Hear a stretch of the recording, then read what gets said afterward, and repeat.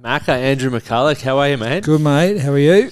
Fantastic. It's good to make this happen. I know I hit you up probably 2 years ago, Yeah. I think it was. And Fair bit's happened since then. a lot's happened. You've been living down south, which has been good fun for you, and now you're back up here. Back up, finished up, and yeah, it's been good to come home and put the feet up for a while, which is nice.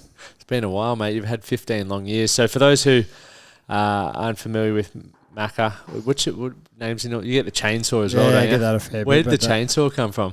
It's actually a brand of chainsaw for one, but it was back in 2008 or 9. I just started the Bronx, and they used to do that pole on the side of the Courier Mail in whatever it was, and I don't know, a bloke just sent in and said, something about a chainsaw, and all the boys ran with that, and so that started, but I think my dad used to get called that as well, so... Yeah, right. Just chop people in half, mate. Oh, yeah, just a range of different things, alter ego as well, maybe, who knows? Yep. Mate, so 15 years, did you ever think, was it a dream for you as a young fella from Dalby to play what did you play, 309 games? That's a bucket load of games, 15 years in the top flight footy in Australia. Was that always something you thought you were capable of doing? Well, firstly, yeah, I did. It was always a dream of mine. I think always loved football as a kid. Wanted to play it. Always had a neighbour that played AFL, so kicking the ball, anything like that, anything sort of sports, there was nothing really inside, especially in Dalby to do. So it was all sports, but yeah, it was a dream of mine, and never felt it was going to go as long as what it did, but I made sure I'd enjoyed it along the way, because it is a hard sport, and a lot of things that come into it that people don't know about or understand, that it's just not just turn up and get it done on the weekends. There's a lot of work behind the scenes. So, can you talk about some of that stuff, or? Oh, first and foremost, I think injuries. Playing hurt. People don't understand that. They think everyone's fresh each week. So you can talk for a lot of guys. Some guys might be underdone, niggling injuries to even play. A lot of people wouldn't understand what that's like sometimes. Mentally getting up, not even feel like playing. You don't feel like playing every week, which is hard. So, fair. There's ways of, roller coaster along the whole NRL life. You'd be going, 9 months, 10 months a year as well, right? And you start, even in your 8 to 10 weeks break, you can't fully let you let it off. And because then if you come back and you're behind the start, it's hard catching up these days. Competitive spots, kids are getting smarter in regards to football IQ, fitness. There's no guys coming in unfit like they used to, and then get fitter. It's more everyone turns up in pretty good shape now. Yeah, it's I remember I played Jason Smith when he came back to Toowoomba, and he was at Brothers for a few years. Oh, yeah. And he'd still be punching darts in the half time or bloody having a few beers, and you're like, fair enough, you're playing TRL, but you did that the whole time through his career as well. Yeah, he even did that pretty late on in his career as well at Canberra. So he was, it was pretty good to watch and very, very old school. But it was times have changed. Times have definitely changed. What's it been like? Obviously, you would have seen the game change a fair bit over 15 years. From a perspective of leadership and people getting smarter and just the culture of footy, what's been some significant changes there? Yeah, well, firstly, there used to be, there's a rule now, probably for a short turnaround, 5 or 6 day turnaround, there's no alcohol for a lot of teams. So that wasn't a thing when I first started. It didn't matter if you played Sunday or Friday. You have some beers or whatever. There was no sort of regulations on that. I think even the video analyzer now, see each week players come in, recap their games, how they went. But more importantly, look at the opposition ahead and realise what they could do a bit better, could do to help their team win that week against a particular team. You can see guys miss tackles. You can see efficiencies in tackles, the whole lot. So you can really do a heap of homework on opposition teams, and the good teams do that. And setting up a good game plan. So probably those two, and just the professionalism at training's probably gone up a notch or two. It's interesting with all the alcohol and the culture and that sort of stuff. 2015, you guys were in the grand final. Was there anything that stood out from your the team culture and the mateship and the camaraderie then as opposed to any other years, or? Yeah, well, it's funny that like some of those guys I still see now in the off season and really good mates still talk a fair bit. I think it just clicked. Yep. You just know sometimes when you're going well for a good season, you just click. Everyone's going well, and we had a good run with injuries as well, but just a balance of good older guys, middle guys like myself, Hunty, Josh Maguire. Yep. Then Milford and Joe Offengowie, those sort of guys below us. So there was a good sort of balance within the team, and everyone just did their role. We're well coached by Wayne, obviously, but everyone just did their role, and we did it. We had a lot of fun off the field, which is a big part of it. Yep. Yeah, well, especially when you're spending so much bloody time together, you need to make it. And you're not going to like everyone. Like no one's. You got 30 blokes in a squad, so you're not going to click. But how do you navigate that? Like you're still obviously. Well, you don't have to hang out on weekends all the time, but I think if you respect him as a player and what he's trying to accomplish and do, and if he's doing the right thing by the team and you're doing the same thing, then it's more of a mutual sort of respect thing. And everyone's got their own personalities. I might not be someone else's cup of tea, so then you do your best on the weekend and have a bit of fun after. But you're not calling him up probably Sunday either. It's just too hard. Yeah. Fair. You've a lot of people that I speak to have crossed paths with you in the footy realms and reckon you're the most humble, kind bloke going. Some of my mates might disagree with that.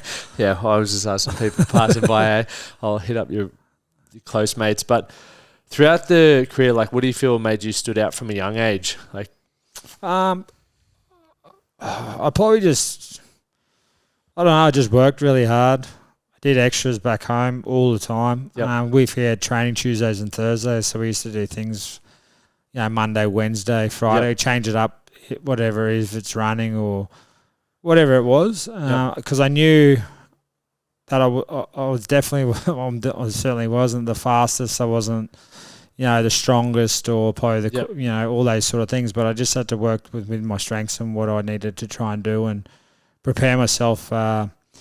Giving myself every opportunity to actually reach my dreams. Yep. So I wasn't worried about other people or whatever it was. I just wanted to work as hard as I could to get myself an opportunity. And when I got there, I had to think of ways outside of training that give me 5 or 10% that I knew the other. It might sound a bit corny, but if it was 20 minutes of a run on a Sunday or just something little, I knew it'd come back to me and I get rewarded somehow. I don't know when, but it slowly sort of came about, and I worked pretty hard because I knew I wasn't as talented as some other guys. That's cool to hear that you're putting in those.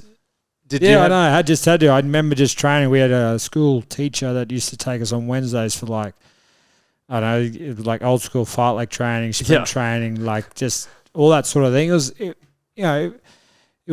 was hard work actually. It flogged us pretty bad, but it was just something a bit different. But we had a good group of mates out there that all loved playing footy, so then we'd go kick the footy and try things on other days off. So it was. I also enjoyed it too, so that probably helped. Because you were good at cricket and whatnot as well, weren't you? Yeah, I love cricket. Yeah, used to obviously play that in the summer, but it was all through weekends, Saturday, Sunday. So I feel for my parents now doing that driving out there, but. I love cricket. I still do. I love watching it. And certainly have more time to watch it now, which would be good. Plenty of cricket on. My wife doesn't enjoy it as much, but I look forward to the South African and Australia Test match. That'll be pretty good. Are you going to it at the Gabba? Nah, I won't be, but I'll be certainly watching at home it. With a few beers watching it. Yeah. What do you wish you knew from when you first started your career? Because what I see anyway, obviously I don't see the insides of footy, but a lot of young, talented footy players sign their contract and then overnight they're expected to be a professional. It's like a day ago you were just a young kid, bloody not knowing much. What would have been some things that would have been helpful for you? I think just realising the opportunity that you got. Yep. No regrets or anything like that. It sort of made me who I was, but just probably at times just pull yourself, like enjoy it, but pull yourself in the line just a little bit and just pull it back a bit and little things, but that just comes back to being young and understanding the big game of football, and certainly feel for the guys now, because probably when I started there was no there was no Instagram really. There was none of that sort of. That would have been dangerous. Yes, Snapchat, all that sort of thing. So that's feel for the young guys now because if they do anything, they get caught. Yeah, someone looking to take photos now. So it's a hard one, but yeah, just to enjoy the while you can because it doesn't last forever. And you talk to a lot of mates that been injured like early in their careers and they don't get to finish it the way they did. Yeah, the way they started. What was it like for you, Bounce? Because you had a fair few injuries along the way. How was it trying to get back on the field with all that sort of stuff? Yeah, well, it's part and parcel of the game for most guys anyway. Difficult. Some big ones sort of back end of my career. ACL, the hamstring, my ankle, my shoulder still gives me grief now, but. Yeah, I just knew I had to do recovery pretty much straight away as soon as I done it, and probably push things at times. But that's like most athletes, I think, being able to push the extreme and then find out when people expect you to come back and sort of not prove them wrong, but understand that you know your own body sometimes. Yep. Like people give you guidelines, but if you sort of feel like you're a bit better than what they're explaining to you, then you sort of. I think you'd know sometimes in yourself how well the injury is actually going. Was it hard for you mentally? Yeah, at times. I think the ACL was a big one for me because 17 years probably my best year that I had playing, that I felt personally anyway. We're going well and, got to the finals as well and just short of when my injury happened just before the finals. And boys went on a good run, had a strong team. And, I hadn't had a big injury like that and it was probably a bit, I guess, probably selfish in myself, more worried or upset about myself rather than looking at the other way, whereas what can I do to help the team from an outsider's point of view if I cannot be there on the field, whereas I just sort of, at times, poor me or I got away for a while when the team was still playing. I sort of regret that a little bit as well, but that was due to the fact that my off-season was pretty short, so they gave me time to go away then, but... Yeah, sometimes it's not about you. You sort of got to go back there. So I actually do probably regret that time. Yep. It's interesting to look at it through that lens, though, because you never really get taught that stuff or spoken to about that stuff of how to handle an injury or setback. And if it's your first significant one, and especially when you're on a hot run, you're definitely going to be bitter about it. Yeah, and you just find out, just sort of realise what you're sort of made of to be able to get back.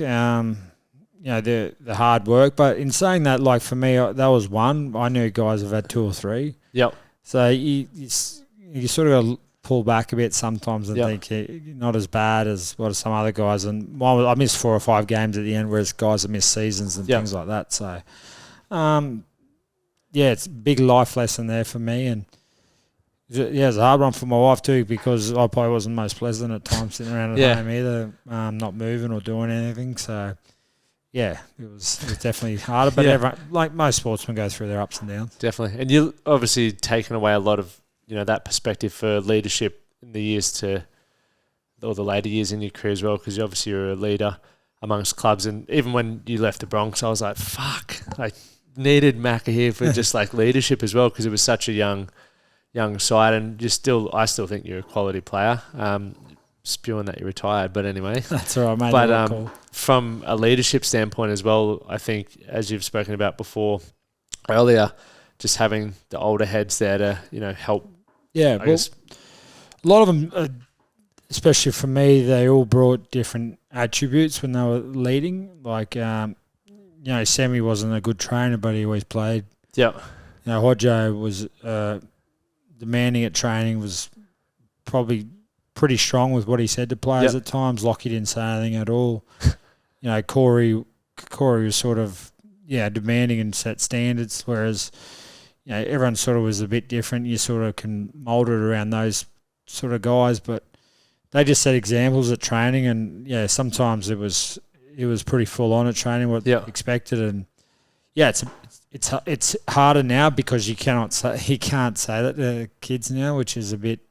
Not different, but there's a way to probably say it now where it wasn't like probably 10 or 12 years ago when you can say certain things and it's a bit more... Kid can't get upset now about it, but it's a hard one. I think that's good or bad for the game. Like, it's an interesting time, that. I'm not sure I even feel for coaches now because I know coaches can't do the same. So it's just the way it is. Like there'll be another generation after that where you can't say certain things or whatever it might be. But I think, just setting standards still and probably delivering it in the right way is probably the way a good leader can probably do that now. Yep. Yeah, I think it's very interesting with how we're shifting language around how we talk to people, and obviously each generation's different, even our generation to the generation before that. But there's definitely some lessons that I think are being missed because of how we're handling certain situations. We can definitely communicate better, but there still needs that element of... Well, sometimes guys now think that the bloke doesn't like him. Yeah. He's got nothing to do with he likes you or not, but whatever, like you have your argument or whatever it might be at training, but then as training's done, it's not really thought of. Yeah, or just leave it on the pitch. No one even thinks about it normally, whereas now it's sort of, he doesn't like me, or he said this to me, he shouldn't be saying this to me. Well, it's not like another issue. We're too easily offended, and it's like everyone, at the end of the day, you've got a common goal, which is to win a premiership, and you're going to do whatever you can to help better. Yeah, and I probably didn't take things as good as I could maybe years ago. I'm not too sure, but it certainly wasn't like if you told you might have been a bit upset or about it, but you'd never told anyone, or you never told your parents or your manager or your coach or whatever. You sort of, because if you did that, that would have been worse for you. Yeah. So there was no one was game to do that. It's interesting. There's no right or wrong. I guess it just is what it was. Yeah, just the way it's going. So that's fine too. Yeah. Anyway, fair play for that. You're married. You got a kid now. How's that been for you over the last 14 months? Your daughter is. No, boy, Cash. That's right.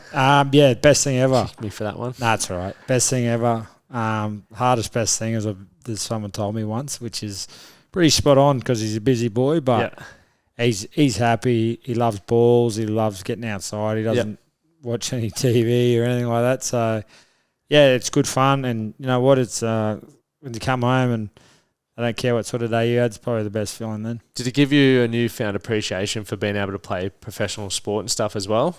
Yeah, I think so. I think I can grasp or understand sometimes what my family did, or opportunities, the chance to let me try and live out my dreams. So it probably rubs off, whereas now I want to give him every opportunity or give him the best shot at whatever he wants to be in life, whether it could be whatever.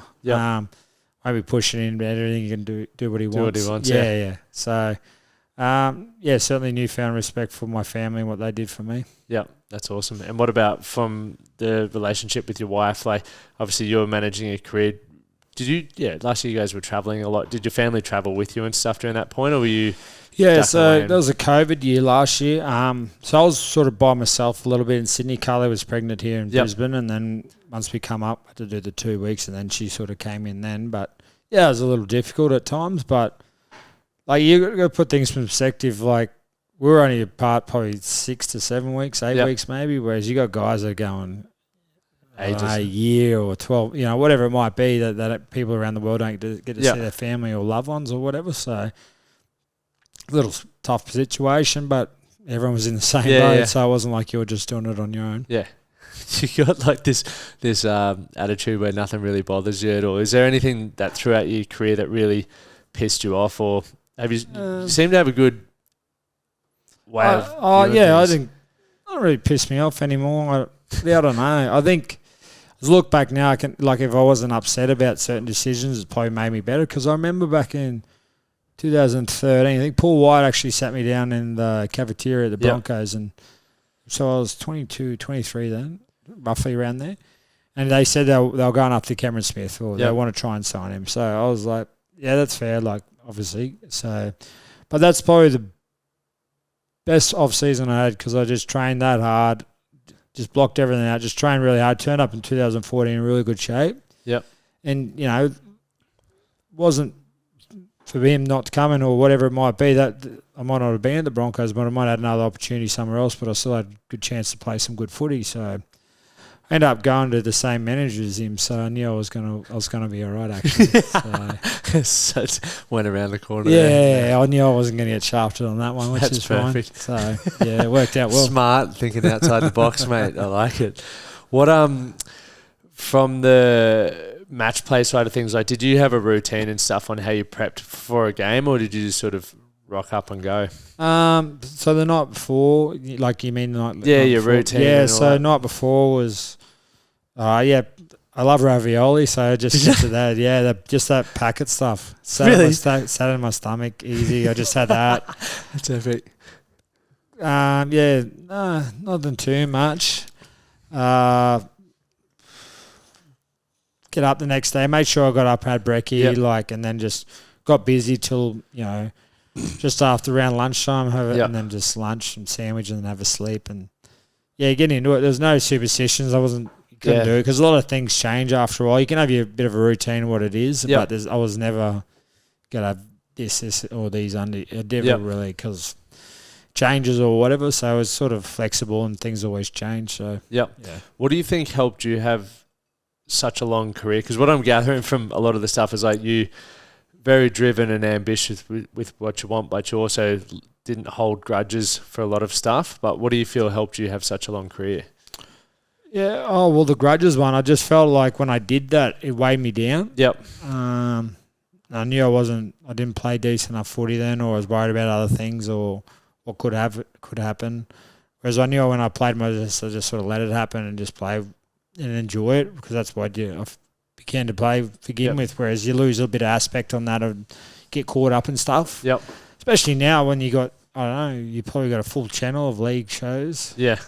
You got 5 or 6 experts on the panel. That's one night. You got another couple the next night. So there's a lot of experts that haven't really done it before. So that's it is what it is. And I guess now social media pays. Yeah. Everyone's got their opinions, which is fine, mate. But longevity, just enjoyed it. Made sure I did recovered really well. Actually, got better as I went. And just made sure I did a few extras every now and then. It didn't have to be a lot, but I just knew if it had to be 15 or 20 minutes or something a little bit extra on Sunday or whatever it was, that I was doing that. Yep. Did the fame ever go to your head at all? Probably. Not fame, but played carried on. Yeah. I could probably say at times too many or whatever, just been an idiot or, 19, 20, 21, 22, whatever it might have been. There would have been times or pissed people off or I got a bad impression of them, but I never, no malice or bad, probably just being a dickhead. Most of us. But nothing too, I don't think too bad anyway. So, no, most of the time I think I've been pretty good, but And what made you get to the point where you wanted to call time? I think Hook sort of asked me what I was thinking about going around next year, and then sort of put a thought in my head. I've got a really bad left shoulder, so I might have and I got to get a knee operation soon, and then probably get a shoulder replacement soon. Shoulder replacement? Yeah, so I got bad arthritis, so that's my shoulder there. So you can't even Nah. So I haven't had that for about 3 or 4 years. What? Yeah, 2017, 18 I had it. Fuck. So you've been playing with... Yeah, so I don't do chin-ups, I don't do incline bench, I don't do heaps of stuff. Jesus Christ. So I haven't had that. So you've been carrying that for 4 or 5 seasons? Yeah. What's the pain feel like? No, so there's little pinkies that used to get me through, little pink tablets, so like anti-inflammatories. Yep. They're like the strong ones. So I used to have them all the time. What, just every week during the games and training, most nights. Jesus Christ. So now I've brushed them. So now I just have the CBD oil or the gummies or something now. Yep. So I tried them because I knew I couldn't keep having them. But so I got to see a couple of specialists in the next couple of, probably after the Christmas. Yeah. So no, I haven't done chin ups, incline band, any of that stuff. Overhead shoulder press. Yep. No, I can't. Jesus Christ. Yeah, that's the stuff you don't know about with a lot of players, what they're carrying. That's It is. It was all right tackling and passing, but you know when it's getting bad when you pick your young fella up or you sleep bad on it. And it started those things, and then a couple of job opportunities come up now, which made it transitioning a lot easier, and pretty grateful for, because I've heard a lot of other bad stories as well. Yeah, well, that's what I'm always interested by, because I didn't. Obviously, we'd been messaging and stuff, and then I saw you were at the Bronx again doing some stuff there. So I was bit of both, Dragons and Broncos. So it worked out. Yeah, well, obviously not really helping the first grade squad. Yep. That'd be a bit of bit of conflict of interest. So, yeah, just doing a bit of corporate stuff, a little bit of other stuff with the Dragons, and then game development with the Broncos, which is junior clubs and schools and things like that. And then hopefully do a bit of radio as well. So, it's good. Has it been, like, I know it hasn't been that long since you've given it up, but how are you feeling about not playing this next year? Yeah, no, I feel good now. I've just been enjoying it. And, I'm kind of looking forward to doing things where I'm not restricted. Yep. Whereas I've been so restricted for so long that I've missed out on a lot of things, or I got to worry about this the next day, or, that, don't get me wrong, it was the best ever, but you just got another aspect of life for different things where I can go try things that I never tried before, or I've got the time to do that. So, it's a great lifestyle and stuff, but there's also, you miss out on a lot of things that, friends' weddings and things, and that's all part of it. So. But that's, people often look at professional athletes and celebrities and think it's the, everything's just rainbows and... Yeah, you miss out on some fun things, so you wish you were there, but, mate, that doesn't like for me, it's obviously doesn't last forever, so you make the most of it, but... Yeah, some different things now. I want to try things. I want to meet new people that I haven't had the chance to. So I'm really looking forward to it. What are a few of those things on your list that you want to give a crack? Yeah, I'm not sure. I've been talking to just a few people that are that I met out and about that I knew just what they do and how they got there, like different walks of life and soaking it up. And if I pick up something a little along the way, if you got a pub owner or a developer, or you got a rider, you just sort of mix it up. Whereas now I've got the time to go do those coffees and have a chat to people. And are you going to write a book, mate? No, I haven't got any stories to tell. Man, I'm sure you got plenty of fucking stories. Nah, I wouldn't definitely do that. So. We'll see it when I'm going through the airport next year, mate. Back on the bestsellers. Oh, definitely not. Which would be epic. But then moving into radio as well would be... Do a bit of footy stuff, radio. So I won't be coming out bagging blokes, that's for sure. I'd like to just did a bit in Sydney last year. Yep.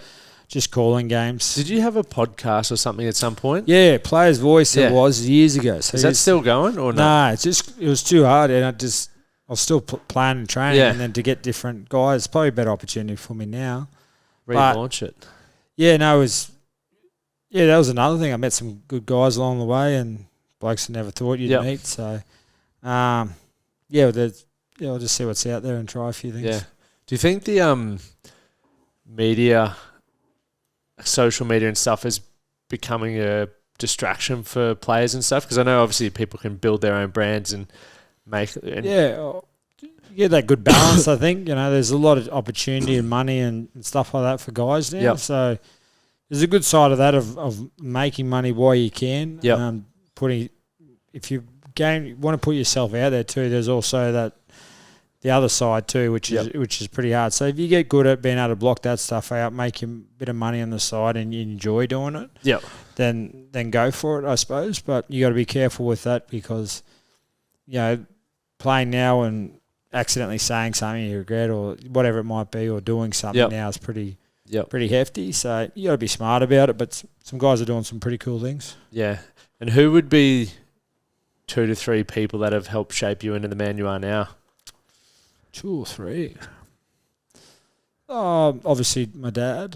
Yep. Just a given, easy one there. I don't know if I can go 2 or 3, Just the old boy? Yeah, I'll just go with the old boy because I just think that's I couldn't go 2 or 3 because it's a bit harder when you got mates or something like that. I was going to say Wixie surely influenced you in Bali. They're different sort of influences, I guess. But I'll just say the old man for now because I can't really think of anyone else that's from juniors all the way through, I guess. Yeah. And is there any one question that you've never been asked that you would love to be asked on a podcast or radio or anything like that?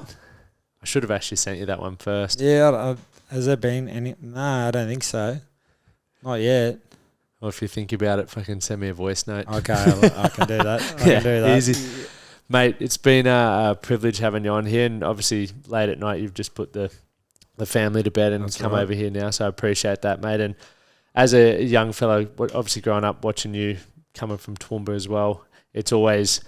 I feel like it's when you retire, we all us boys are like, fuck, That's our one. Yeah, that's our claim to fame. It's like Macca's retired now. Who are we going to barrack for? Because Ash Taylor's down, and there'll be someone coming through. Yeah, someone coming through from Toowoomba and Darling Downs, which would be good. But mate, it's been a pleasure. Appreciate you having me on. Thank you. And look forward to seeing you thrive over the next couple of years and get on the radio. Yeah, cheers. Appreciate that. Cheers, Thank mate. you.